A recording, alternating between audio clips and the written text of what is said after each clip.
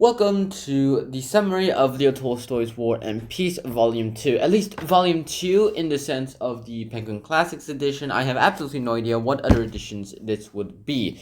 SparkNotes apparently uses books, books and parts and volumes, or the volumes don't match my books, so we're stuck with this. Anyways, here we are. We're going to attempt to talk about where I roughly think Volume 2 is, in your sense, and let's just get to start with. So last time we had Napoleon taking a POW, prisoner of war, or at least allegedly taking a prisoner of war. Later on, afterwards, of course, we get several plot points. We still continue the stories of our main characters, and I finally remember their names: Pierre, Andrei, and Natasha. And what very Russian names. We go ahead and finally learn more about their future lives, mainly because now that Napoleon is so close to home, and the fact that they're being allies isn't really helping, and that Napoleon finally arrives, finally attacks Russia, and that the financial status of this world is kind of ruined. Not really much that I can really tell you guys about anyway, but in my opinion, these three will go ahead and last the book for somewhat enough time. We still get the other minor characters like the princes and the kings and the aristocracy. This book is mostly about the aristocracy. It doesn't even talk about the peasants at all. So I have no idea what you'd send the aristocracy to fight Napoleon himself when you got those kinds of people with so much wealth. And then distribute their wealth towards more aristocracy, making each aristocrat more richer by the minute. Or as soon as you're dead, but that doesn't really matter. So we keep going with Pierre, we keep going with Andrei, and we keep going with Natasha. Oh, and something I should mention here is that religion starts becoming a little bit big in this. Like, Pierre himself is starting to lose interest in his life after gambling pretty much all of his money away, and then asking his father to give him a bit more money so that he could repay all those debts. And then, well, you do realize that because of that, you're not going to be given your money, right? You have to go back on your word, and then you have to ask for more money when you specifically said that you would not ask for more money until some certain date. Like, here, I'll make you a promise. I will send every one of my subscribers $1 million on February 31st at 2500 a.m. on 2001. Incredible, right? It's like that kind of promise, except like, first of all, there's no such thing as February 31st. There is a thing called February 29th, though. Second of all, there is like 2001 already passed, so, and I wasn't even alive I wasn't even conceived at that time. I'm only 14 years old, so yeah, at most of my life, including fetus, has been like 16 years already, because I'm turning 15 in a few months. So like that example, you lied, but for some reason the father is not that mad about it, incredible enough, and he goes ahead and gambles it away again.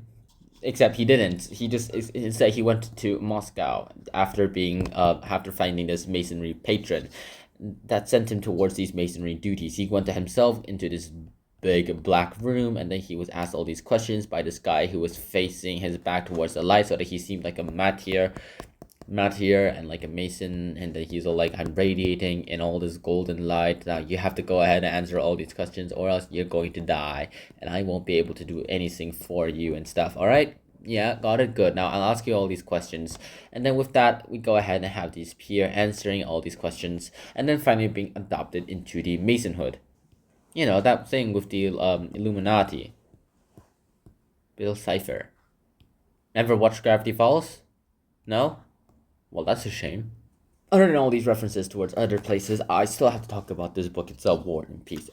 Later on, after the Russians and the French decide to go against each other's word and start attacking each other, Napoleon, for some reason, does the one thing in warfare that you should never, ever do.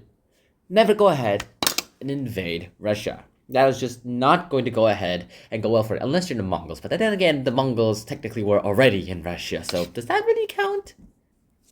Regardless, Napoleon finally arrives in Russia. The Russian winter finally fights back, or just starting to fight back, that's all I can say. But the aristocracy kind of changes. It flips upside down. The Rostanovs, one of the main families in this book, are finally having financial problems. And those financial problems go ahead and show the fact that, hey, with war, and France, and the fact that they were kind of pro-French, in fact, they could speak fluent French, and they often spoke in French, This made him pretty unpopular in the Russian aristocracy, and the fact that Pierre finally gave up on his masonry teachings after his masonry benefactor died, and he ran away to I believe it was Moscow.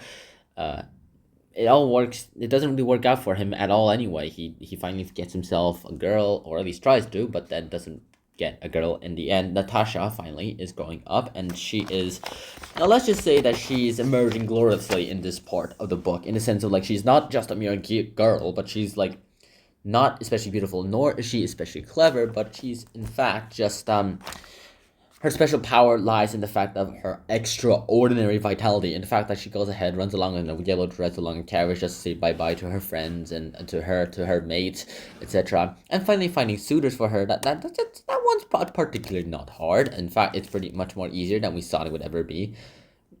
Nothing else to really talk about anyway in this. Leo Tolstoy himself really writes War and Peace as a great way to go ahead and showed that the war itself is going ahead and taking a toll on everyone, and that these three people are having a great time and are adapting towards the war pretty well. That's all I can say, and that's all I'll ever do. That's all I'll ever do. That's all I can ever say as well too. So what else can we talk about in War and Peace? Nothing much really.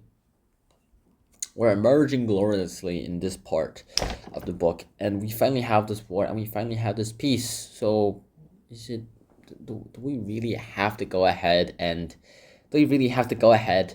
talk more about wars and more talk about pieces? We're finally in this era where the aristocracy are starting to lose their power. The fact that there's a little actually average height Frenchman who doesn't have a silly mustache, finally a conqueror that doesn't have a silly mustache, that's trying to conquer Russia. The only place that was ever conquered successfully by the Mongols. No one else has ever, to this day, ever conquered the Russians.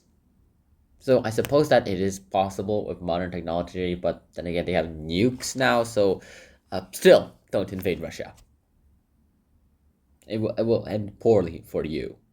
Defend against them, yes, but don't. Just don't attack them.